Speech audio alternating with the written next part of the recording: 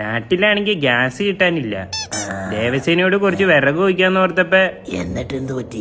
ചെങ്ങിലേം പൊട്ടിച്ചോണ്ട് വിറക് എടുത്തുകൊണ്ട് പോയി. രാജാവിന്റെ സൺസ്ക്രീൻ തയ്ക്കണം. കഞ്ഞി ഉണ്ടാക്കും. ഇങ്ങനെയാണെങ്കി ഉണ്ടല്ലോ വല്ല മണ്ണും വാരി തിന്നേണ്ട വരുമോ? പട്ടിണി കിടന്ന് നമ്മളൊക്കെ ചാവണ്ട വരും. രാജാവ് രാജാവേ രാജാവേ എവിടെ? എന്താടാ പിരിവാണോ? ദൈവസേന നമ്മുടെ അതിർത്തിയിലിരുന്ന് നെയ്ച്ചോറുണ്ടാക്കണ്. നെയ്ച്ചോറോ?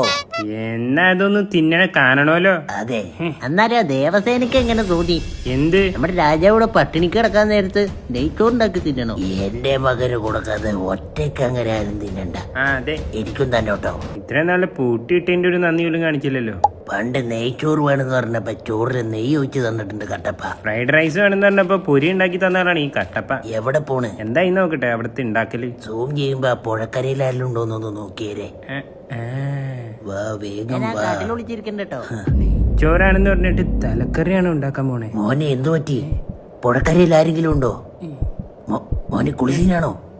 എടാ മോനെ കുളിസീനാണോന്ന് പോയി നോക്കട്ടെ.